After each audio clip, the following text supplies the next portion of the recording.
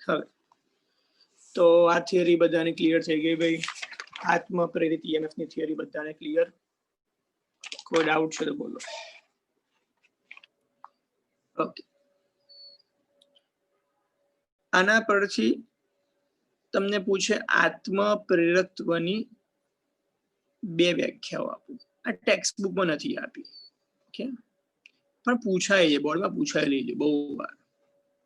Okay, તો બે વ્યાખ્યા કઈ? વ્યાખ્યા નંબર 1 જોઈએ આપણે. તો આપણે હમણાં સૂત્ર તાર્યું, હવે સૂત્ર તાર્યું જો n5 બરાબર li, n5 બરાબર li સૂત્ર હતું. એમાંથી આપણે l ને કરતા બનાવીએ. લો l ને કરતા બનાય છેદમાં પ્રવાહ છે એટલે શું બોલશો? બોલો, એકમ વિદ્યુત પ્રવાહ ઉપર n5 છે એટલે શું બોલશો? બોલો, કુલ ચુંબકીય ફ્લક્સ. હવે જુઓ, તમે પ્રવાહ ક્યાં પસાર કરવાનો? ગૂંચળામાં. આગળ શબ્દ લગાવો, ગૂંચળામાં એકમ વિદ્યુત પ્રવાહ દીઠ. થઈ ગયું. આ ચુંબકીય ફ્લક્સ કોની સાથે સંકળાયેલું? ગૂંચળા સાથે જ. તો વ્યાખ્યા બનાવો, ગૂંચળામાં એકમ વિદ્યુત પ્રવાહ દીઠ ગૂંચળા સાથે સંકળાતા કુલ ચુંબકીય ફ્લક્સ ને તે ગૂંચળાનો આત્મ પ્રેરકત્વ કહે છે. આવડી ગઈ વ્યાખ્યા? ફરી ગૂંચળામાં પસાર થતા એકમ વિદ્યુત પ્રવાહ દીઠ ગૂંચળા સાથે સંકળાતા કુલ ચુંબકીય ફ્લક્સ ને તે ગૂંચળાનો આત્મ પ્રેરકત્વ કહે છે. એટલે બધાના વિડીયો કરો, એટલે જોવાતા નહીં કોને. વિડીયો ઓન કરો.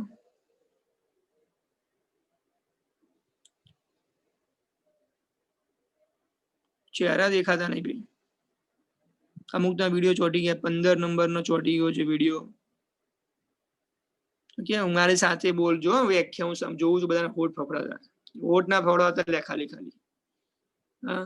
પેલા નહીં, પેલા પ્રાર્થના કરે ખાલી હોઠ ફફડાય. પ્રાર્થના ના આવડતી હોય એટલે હોઠ ફફડાવે. એટલે આવું ના કરતા. અહીંયા ફરી વાર, ગૂંચળામાં એકમ વિદ્યુત પ્રવાહ દીઠ ગૂંચળા સાથે સંકળાતા કુલ ચુંબકીય ફ્લક્સ ને તે ગૂંચળાનો આત્મ પ્રેરકત્વ કહે છે. એટલે યસ 72 નંબર કેમ બોલતો નહીં? એટલે હોઠ બંધ કરી દીધા. હસમુખલાલ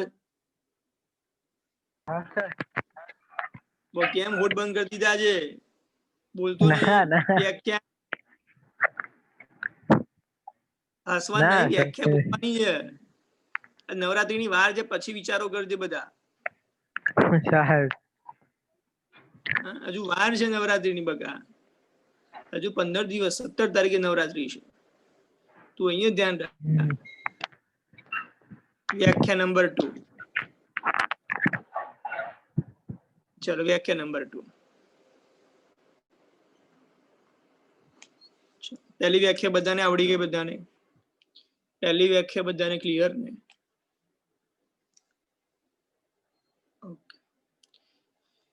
આપણી પાસે બીજું સૂત્ર હતું -LdI/dt, રાઈટ?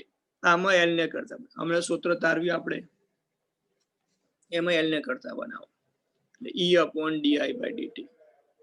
હવે માઇનસ ચિહ્ન લખતો નથી, એનું કામ નહીં. માઇનસ તો લેન્સનો નિયમ સૂચવે છે. પહેલા તો મને કહો dI/dt ને શું કહેવાય? DI એટલે વિદ્યુત પ્રવાહમાં થતો ફેરફાર. dt એટલે શું? નીચે સમય દર. તો શું લખું છું? વિદ્યુત પ્રવાહના ફેરફારના સમય દર દીઠ. પણ છેદમાં છે એટલે શું લખાશે આગળ? એકમ. એટલે ઈ ને શું કહેતા આપણે? પ્રેરિત થતું EMF. તો પ્રેરિત થતું EMF તો શું લખશો? ગૂંચળામાં પસાર થતા એકમ વિદ્યુત પ્રવાહના ફેરફારના સમય દર દીઠ. શું? ગૂંચળામાં પસાર થતા, એટલું લખે છે. ગૂંચળામાં પસાર થતા એકમ વિદ્યુત પ્રવાહના ફેરફારના સમય દર દીઠ ગૂંચળામાં પ્રેરિત થતા EMF. તે ગૂંચળાનો આત્મ પ્રેરકત્વ કહે છે. ગૂંચળામાં પ્રેરિત થતા ઈએમએફ ને તે ગૂંચળાનો આત્મ પ્રેરકત્વ કહે છે. ચલો બધાને હવે આવડી ગયું. હું બહુ જોઉં છું બધા એક સાથે બોલશે મારી સાથે. ઓકે, જોર જોરથી. આપણે ખબર બોલતા ક્લાસમાં યાદ છે ને? જોર જોરથી. એ ભૂલી ગયા કે નહીં ભૂલ્યા? બાજુના રૂમમાં સંભળાવવું જોઈએ કે મમ્મી દોડતી દોડતી આવી જોઈએ. એટલે શું થયું? ઓકે, બાજુના ઘરમાં લાગવું જોઈએ કંઈક કંઈક કંઈક થાય છે અહીંયા. એટલે યાદ છે ને? જોર જોરથી બોલતા આપણને કે ભૂલી ગયા? યાદ છે ને? લ્યા હા, એવો અવાજ આવવો જોઈએ. ફરી બોલીએ. ઓકે, વ્યાખ્યા.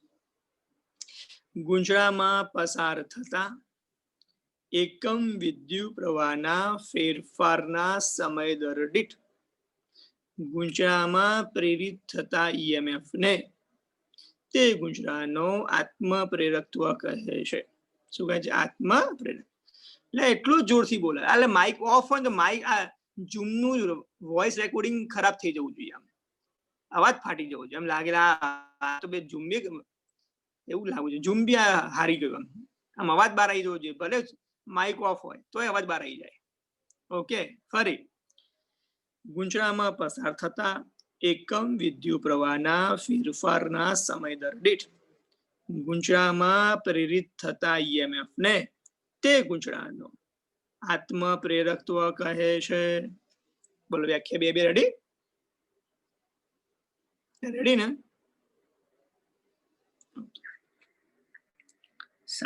એટલે આવડે બધાને?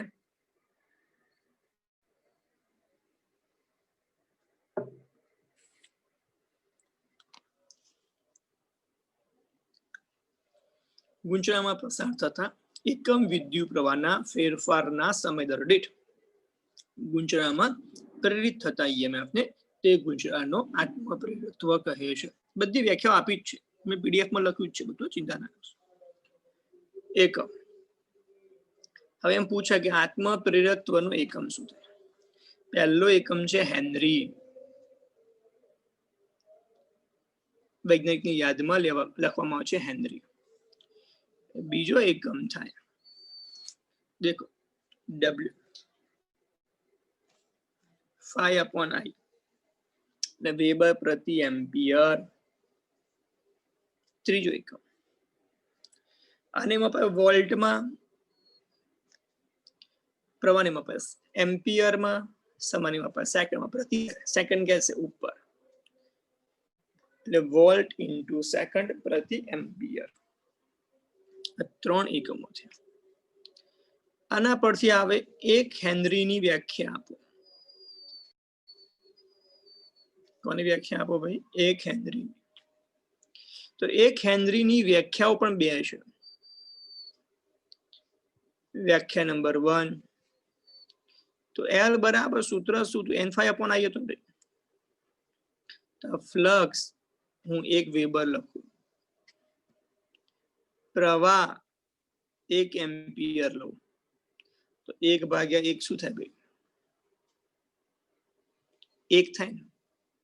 પણ L નો એકમ શું હતો? હેનરી. તો 1 હેનરી ક્યારે બને? પસાર થતો પ્રવાહ મેં 1 એમ્પિયર લીધું. તો ઉપર જે વ્યાખ્યા બોલે નહીં લખવાનું.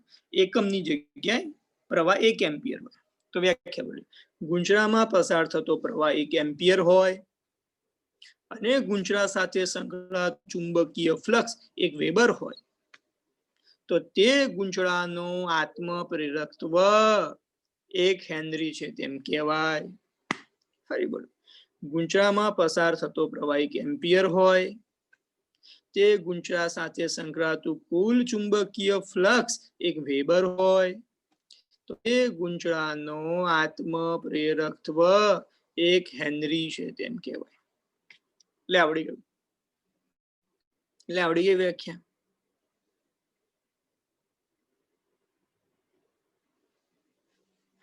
ઓકે. એટલે વ્યાખ્યા નંબર 2 સહેલું છે. આ તો બહુ ચેપ્ટર બહુ અઘરું છે જ નહીં. આમાં તો બહુ સહેલું છે. આપણી પાસે આ સૂત્ર હતું. માન લો કે હું ઈએમએફ 1 વોલ્ટ લઉં. ઈએમએફ ની એકમ વોલ્ટ. વિદ્યુત પ્રવાહના ફેરફારનો સમય દર એમ્પિયર પ્રતિ સેકન્ડ લઉં. 1/1 1 હેનરી થાય. શું વ્યાખ્યા લખશો? ગુંચળામાં પસાર થતો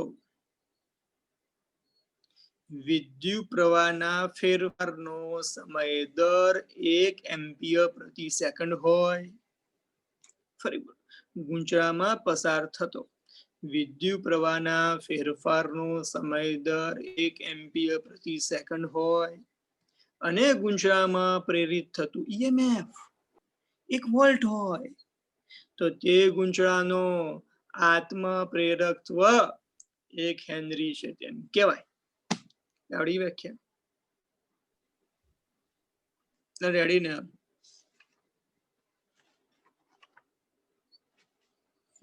કમ્પ્લીટ. ગુંચળામાં પસાર થતો વિદ્યુત પ્રવાહના ફેરફારનો સમય દર 1 એમ્પિયર પ્રતિ સેકન્ડ હોય અને ગુંચળામાં પ્રેરિત થતું ઈએમએફ 1 વોલ્ટ હોય તો તે ગુંચળાનો આત્મપ્રેરકત્વ 1 હેનરી છે તેમ કહેવાય. કમ્પ્લીટ. સહેલું છે.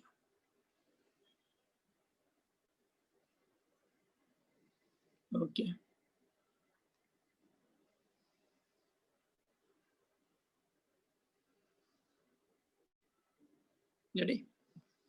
સારું. હવે પ્રશ્ન એવો છે કે આત્મપ્રેરકત્વ કઈ બાબતો પર આધાર રાખે? આત્મપ્રેરકત્વ કઈ બાબતો પર આધાર રાખે?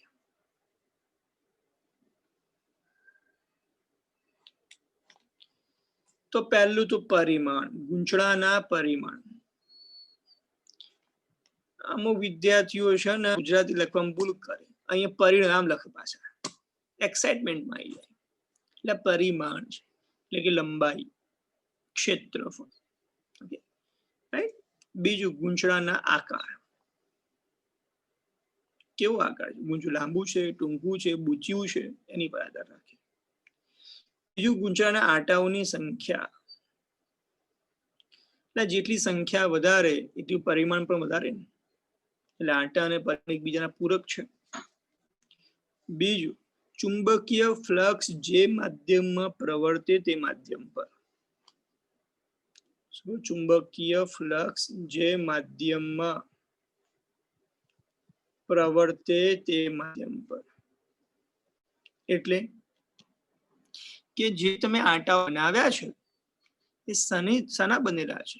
જો નરમ લોખંડના બનેલા હોય તો એમાં ચુંબકીય ફ્લક્સ વધારે સંકળાય. એટલે શાના બનેલા છે તેની પર આધાર રાખે. ક્લિયર બધાને? સમજણ પડી ગઈ બધાને? ઓકે. હવે એક નોંધ સમજાવું જે ચેપ્ટર 5 માં આવે છે. ઓકે, જેમ આપણે ચેપ્ટર ભણ્યા યાદ હતું,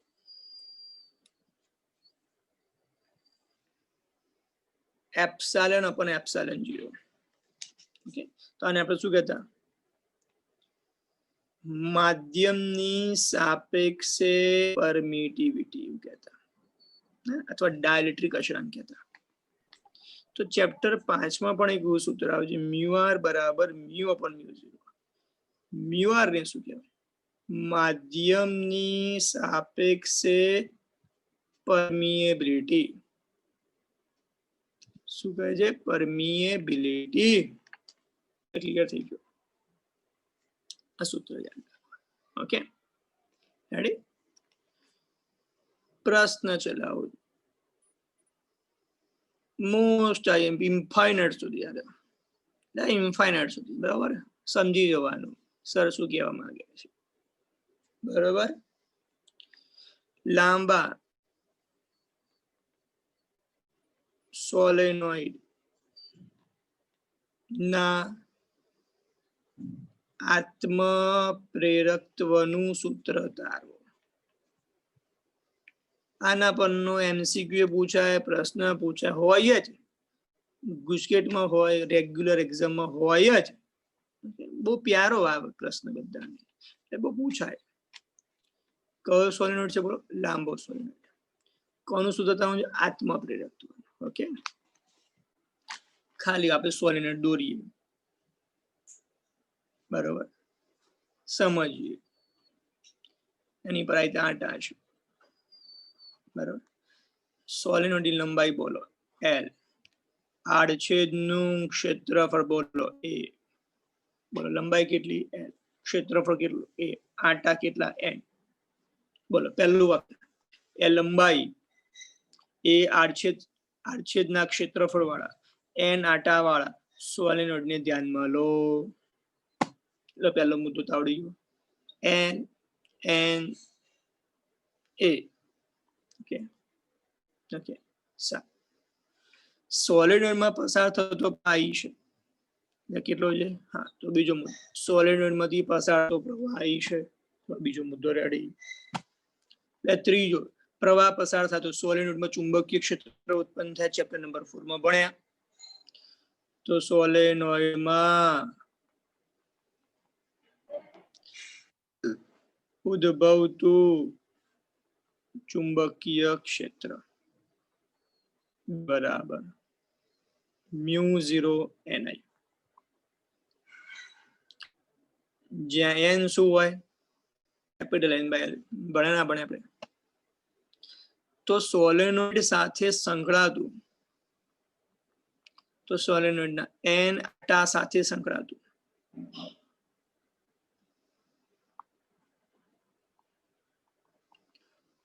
કુલ ચુંબકીય ફ્લક્સ શું થાય. ઓકે તો આપણે આવું લખી શકીએ કુલ ચુંબકીય ફ્લક્સ NBA.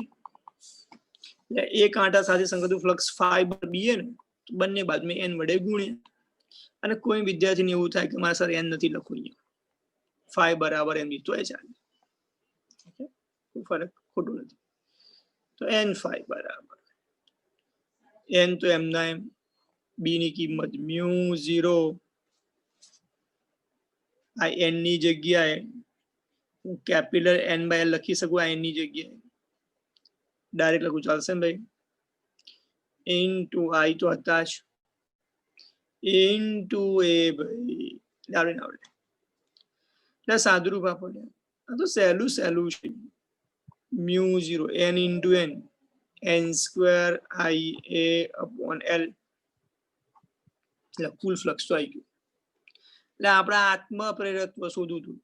તો સોલેનોઇડનું આત્મ પ્રેરકત્વ સૂત્ર ભણે આપણે N ફાઈ અપોન I. હવે કોઈ વિદ્યાર્થી અહીં એકલો ફાઈ લખ્યો, અહીં N ના લખ્યો હોય તો અહીં એકલું શું લખવાનું ફાઈ અપોન I કુલ ફ્લક્સ. આ N ફાઈ કુલ ફ્લક્સ. કોઈ ફાઈ લખ્યું હોય તો એ પણ શું એને કેવો સંદર્ભ લીધો કુલ ફ્લક્સ તો સંદર્ભ લીધો છે કેમ કે અહીંયા N વડે ગુણી કાઢ્યા છે. સમજ પડે ના પડે. જો તમે એકલા ફાઈ લખો તો એકલું ફાઈ લખવાનું. ઓકે લખાય. N ફાઈ ની કિંમત શું આવી બોલો μ0 N square IA upon L. I નીચે I તૂટશે તો L બરાબર μ0 N square A upon L થાય. ચલો μ0 N ની કિંમત આપણે આ સૂત્ર યાદ રાખવાનું ખાસ મોસ્ટ IMP સૂત્ર. આપણે સોલેનોઇડનો આત્મપ્રેરક આપણે આનો સંદર્ભ ખાસ લેવાનો. પણ બુક વાળા થોડું એક્સ્ટ્રા લખ્યું છે અને ઈચ્છા થઈ ગઈ તો આપણે ઈચ્છા પૂરી કરી દઈએ. તો N શું થાય કેપિટલ N બરાબર NL થાય. કેપિટલ N ની જગ્યાએ NL લખ્યા. વર્ગ છે N square L square A upon L લખું. LL ઉડશે લો L ઉડાડે તો μ0 N સ્ક્વેર L A. આ બુકમાં આ સૂત્ર આપેલું છે. આપણા યાદ રાખવાનું ખા. એટલે ક્લિયર ને. ઓકે હવે જોઈએ. માનો કે આ સોલેનોઇડ ને ની અંદર માધ્યમ મુખી સોલેનોઇડ માધ્યમ વાળું હોય તો માધ્યમ મુખી. જો સોલેનોઇડ ની અંદર માધ્યમ હોય સોલેનોઇડ ની અંદર મ્યુઆર વાળું માધ્યમ ભરવામાં આવે વાળું દ્રવ્ય ભરવામાં આવે માધ્યમ ભરવામાં આવે તો આત્મપ્રેરકત્વ શું થાય. તો આ તો શૂન્ય અવકાશ માટે હતું. તો માધ્યમ હોય તો મ્યુ લખવો પડે મારે એટલો. તો મ્યુ N સ્ક્વેર LA થાય.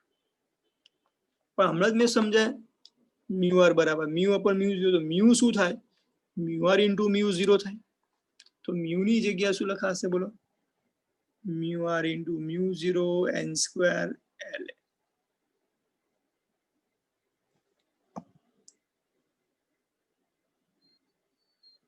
એટલે ક્લિયર થઈ ગયું બધાને?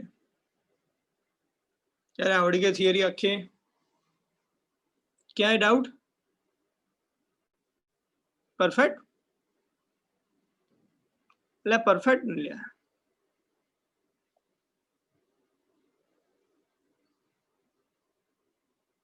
કે હવે એક નોંધ સમજો, ઇન્ડક્ટર જયારે આવડી જાય, શું ના આવડે?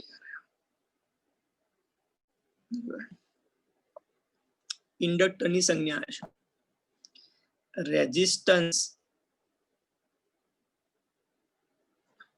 એકચ્યુઅલી આને બોલે રેઝિસ્ટર બોલે, મેં ચેપ્ટર તમે સમજાયું હતું, પણ આપણે બધા રેઝિસ્ટર અને રેઝિસ્ટન્સ ને બે શબ્દ સમાન આપી કાઢે છે, અવરોધ અને અવરોધ.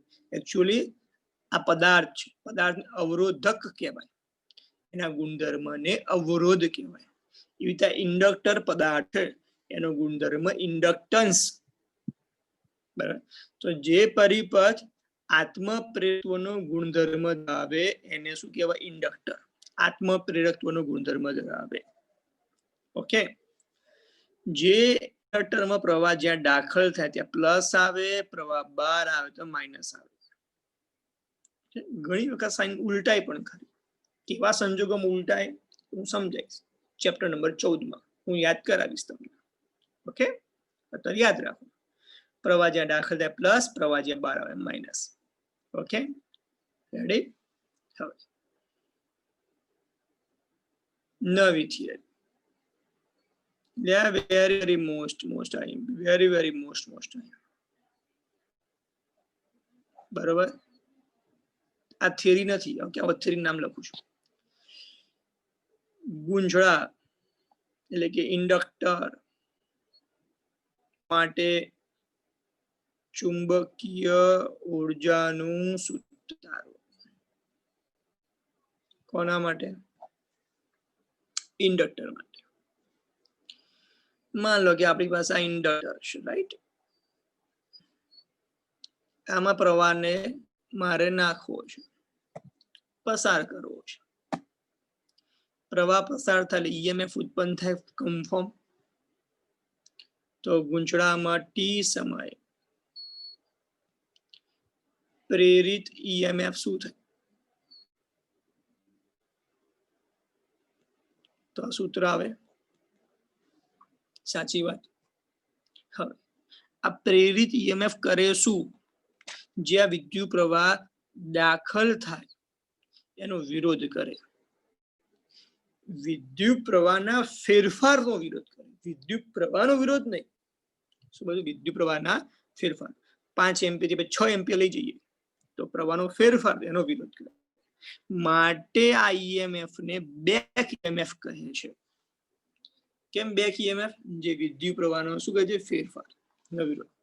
જો વિદ્યુત પ્રવાહ વધે, પ્રવાહ શું થાય? વધે, તો બેક ઈએમએફ આ દિશામાં ઉત્પન્ન થાય. અને જો વિદ્યુત પ્રવાહ ઘટે તો બેક ઈએમએફ આ દિશામાં ઉત્પન્ન થાય. વધે તો વધવા ના દે, ઘટે તો ઘટવા ના દે. ફરી બોલા, યાદ રાખજો બે સાઈન. પ્રવાહ વધે તો બેક ઈએમએફ આ દિશામાં ઉત્પન્ન થાય, રાઈટ? અને પ્રવાહ ઘટે એટલે દિશા, પ્રવાહની દિશા ના બદલાય. પ્રવાહ તો આ દિશામાં જતો હોય. પ્રવાહ ઘટે તો દિશા ઉલટાય નહીં ના. માન લો કે આપણી પાસે પેલા 0 એમ્પિયર પ્રવાહ હતો, એનો આપણે 15 એમ્પિયર કર્યો, તો 0 થી 15 પ્રવાહ વધ્યો તો બેક ઈએમએફ આ દિશા. પણ 15 નો ધીમે ધીમે શું થાય? 14, 13, 12 થયો તો પ્રવાહ, એટલે પ્રવાહ દિશા થોડી ઉલટાય. પ્રવાહનું મૂલ્ય ઘટતું જાય તો બેક ઈએમએફ આ દિશામાં ઉત્પન્ન થાય. એટલે ખબર પડી ગઈ વાત? આટલા સુધી ખબર પડી ગઈ મારી વાત?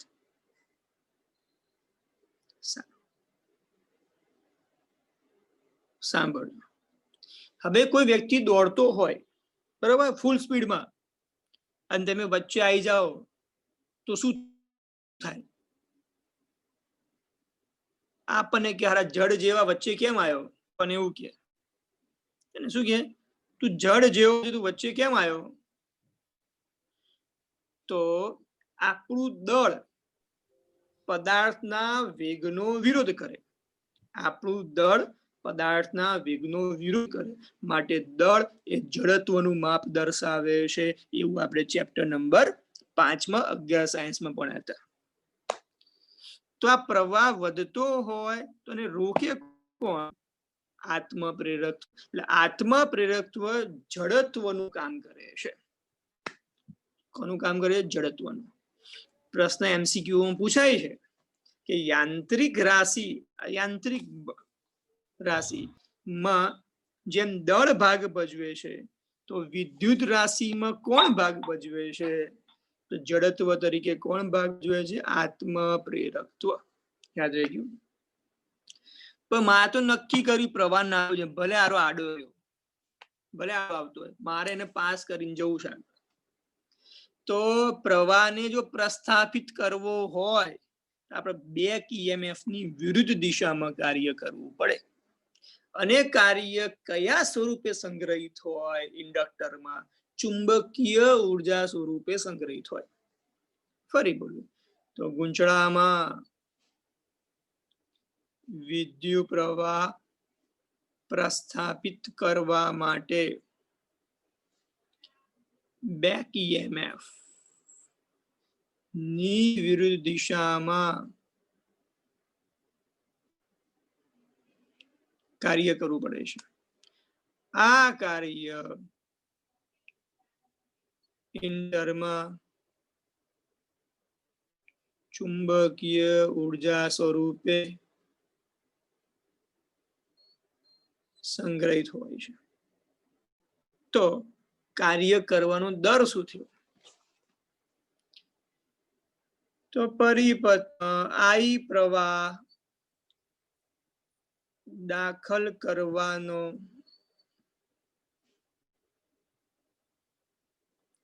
કરવાનો કાર્ય કરવાનો દર શું થાય? કાર્ય એટલે dw, દર એટલે સમય, dw/dt. આપણે પાવર પણ કહેતા. તો પાવર નું સૂત્ર શું હતું? P = VI. આની જગ્યા લખ્યું dw/dt, પણ અહીંયા v ની જગ્યા શું છે આપણી પાસે? EMF. અહીં લખીશું આપણે EMF. આપણે મૂલ્ય લીધું છે. તો અહીંયા dw/dt as it is અનાંકમાં કેટલા છે? LDI/dt. I તો m ના m, dt જાય તો dw બરાબર શું વધે? Li × di વધે. પણ મારે તો કુલ કાર્ય શોધવું છે, તો dw નું શું કરવું પડે? મારે સંકલન dw ની કિંમત કેટલી? Li × i. પહેલા પ્રવાહ કેટલો હતો? 0 એમ્પિયર. મારે I પ્રવાહ નાખવો છે. I કેટલો હોય? 4 એમ્પિયર, 10 એમ્પિયર, 25 એમ્પિયર, 100 એમ્પિયર, મને ખબર નથી, એટલે નામ આપ્યું I. L અચળ છે એટલે બહાર કાઢું. આની ઘાત 1 ઘાત છે તો સંકલન શું થાય? 1 ઘાત ઉમેરાય. ઉમેરીએ જે જવાબ નીચે લખતા આપણે 0 થી I એમ ના એમ. એક વખત I મૂકવાના, માઇનસ કરીને શું આપણે 0 મૂકતા હતા, એટલે જવાબ શું આવશે? 1/2 Li². W બરાબર ચુંબકીય ઉર્જાને U વડે બતાવાય. U બરાબર 1/2 Li². એટલે આવડે. તો આત્મપ્રેરક એટલે ઇન્ડક્ટરની ચુંબકીય ઉર્જા આટલી. તમને આ સૂત્ર જોઈને કઈક મનમાં આવશે પ્રશ્ન. સૂત્ર તો પેલા જોઈ દેખાતું. m દળની ગતિ ઉર્જા 1/2 mv². તો અહીં L આત્મપ્રેરકત્વની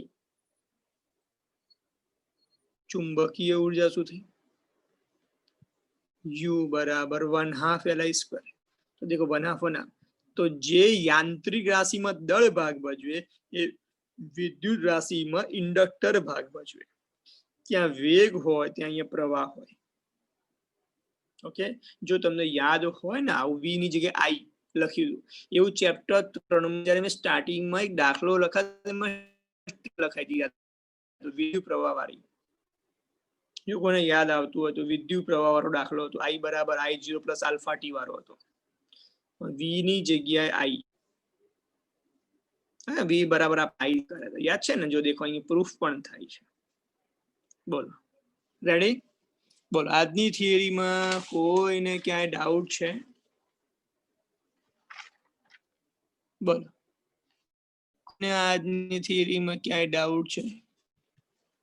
હવે આપણે પ્રેરણ બે પ્રકારના હતા. એક આત્મ પ્રેરણ છે અને બીજું છે અન્યોન્ય પ્રેરણ છે. બીજું કયું છે? અન્યોન્ય. ઓકે, આત્મ પ્રેરણ બીજું અન્યોન્ય.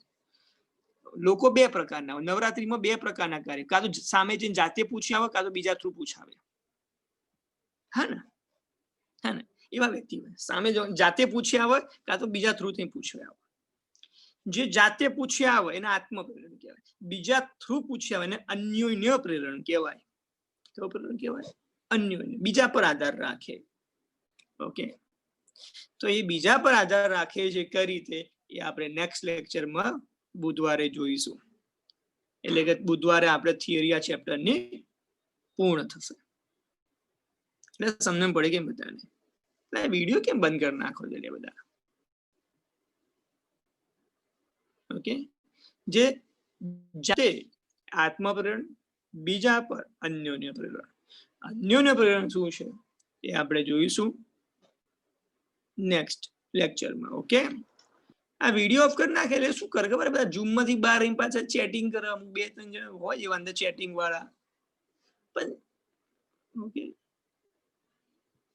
ચેટિંગ કરે, ચીટિંગ કરે.